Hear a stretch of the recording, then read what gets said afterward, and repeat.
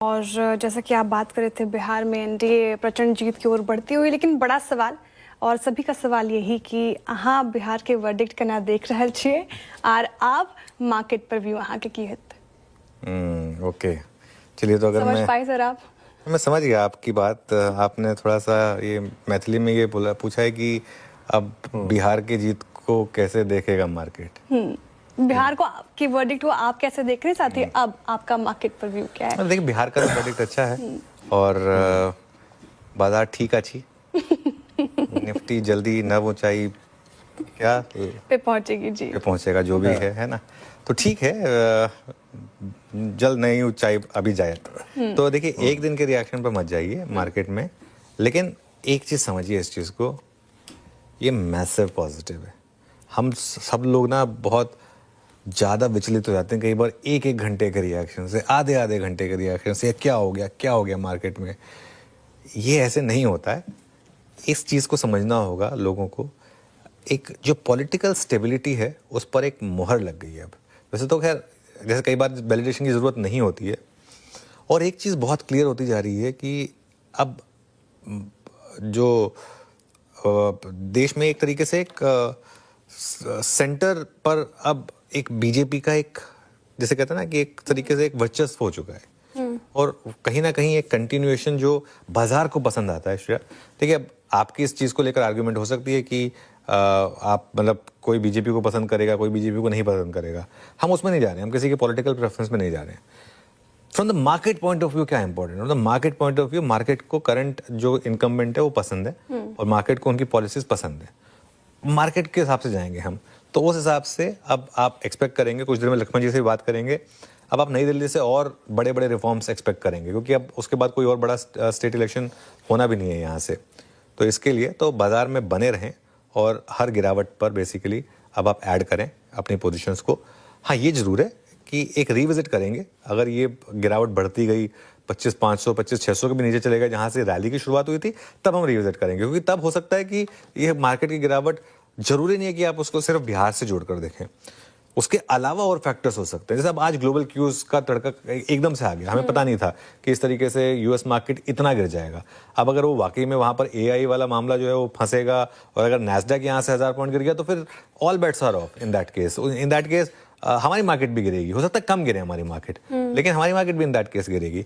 लेकिन हमारी मार्केट में पैसा बड़ा उनका बना है जिन्होंने पैनिक में बाय किया है और गिरावट में खरीदा है। अगर आप पिछले एक साल का मूव देख लें तो वो रहा है। मार्केट बीच में 21,800 भी चला गया था। बहुत बार लोग ये भूल जाते हैं, इसी साल में 21,800 भी चला गया था, वहां से हम अब 25,800 तक आ गए हैं। 4,000 की पॉइंट की रैली हुई है लोएस्ट पॉइंट से, अगर आप देखेंगे तो उस हिसाब से निफ्टी पर 25,600 से 25,650 का सपोर्ट है। जैसा मैं कह रहा हूँ, अगर इसके नीचे फिसलेंगे तो हम रिविजिट करेंगे, लेकिन जब तक ये इंटैक्ट है तब तक कोई टेंशन नहीं है। 25,850 से 25,900 पर रेजिस्टेंस है। बैंक निफ्टी की जहां तक बात है, 57,500 से 57,800 तक की कोई भी अगर आपको डिक्लाइन मिले तो उसमें आप मेरे ख्याल से बाय करें, क्योंकि ट्रेंड जो है वो 57,500 के शायद नीचे ही फिसलेगा अब तक।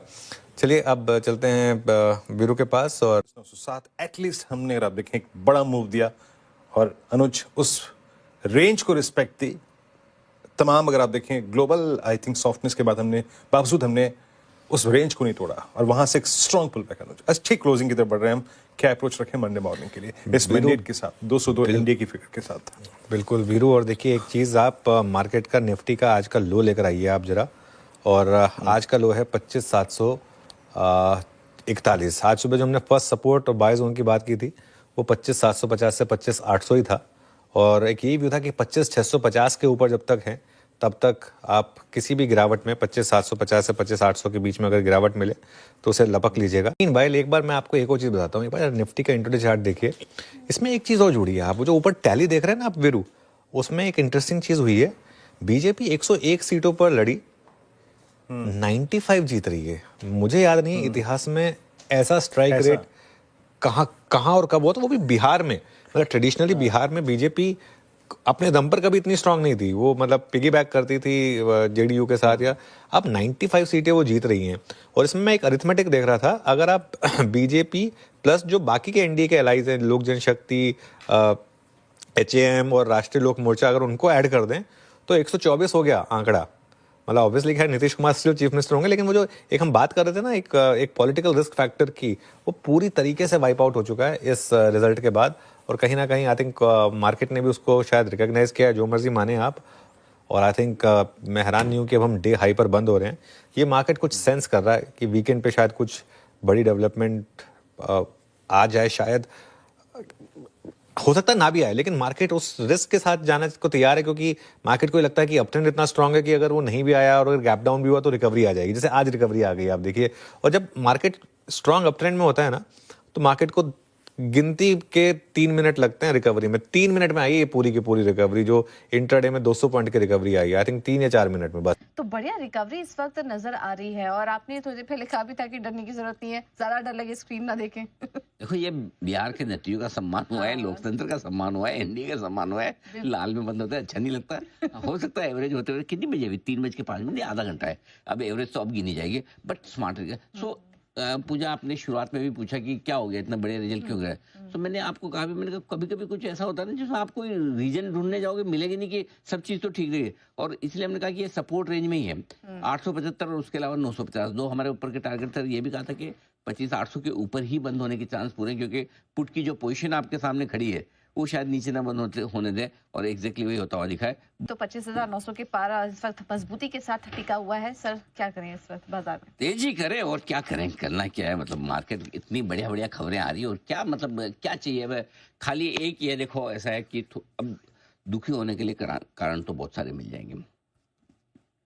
मतलब बाहर ढूंढ लो, अमेरिका गिर गया, ट्रेड डील पता नहीं कब होगी, बहुत टाइम लग रहा है, इंडिया पाकिस्तान को कुछ हो तो नहीं जाएगा, ये सब मन में बुरे बुरे ख्याल बहुत सारे आते रहते हैं। ठीक है, दुखी। और नहीं तो बाहर नहीं ढूंढ रहे, अंदर भी अपने आप में मिल जाएंगे, बहुत बढ़ गया, मैं तो रह गया, वापस मेरे लेती कि ऐसा तो नहीं 26,000 पे रुक जाएगा या 58,500, ऐसे ख्याल आएंगे। देखो आएंगे, लेकिन वो तो किसी भी लेवल पे आप खरीदो या बेचो, ख्याल तो उसके बाद आने ही आने हैं।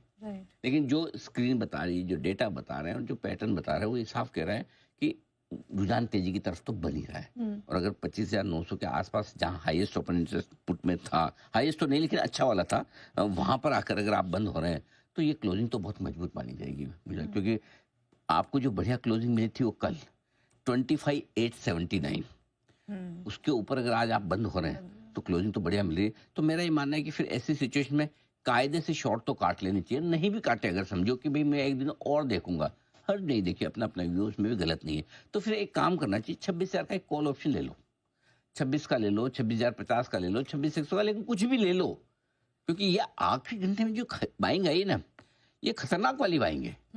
ये एकदम डे लो से डे हाई की जो बाइंग आती ना आधे एक घंटे में, और कब, जिस दिन वीकली एक्सपायरी ना हो, ये कुछ अलग चीज की ओर इशारा करती। क्या, या तो कुछ एफआईज हैं जिन्होंने दबा के शॉर्ट काटे, इसको क्या है, इंडेक्स या बास्केट बाइंग कहते हैं, जो इस तरह की बाइंग स्वीप करके हुए जाती है ना, कोई भी हो, खट खट खट खट, जो सेलर साफ, ये वो वाली बाइंग है।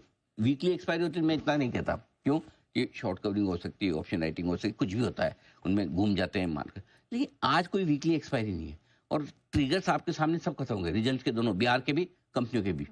इसलिए ये जो आज बाइंग हो रही है, ये थोड़ी क्वालिटी वाली बाइंग है। ऐसे में शॉर्ट काटने में समझ आ रही, नहीं काटे तो ऑप्शन, कॉल ऑप्शन से हेज करें।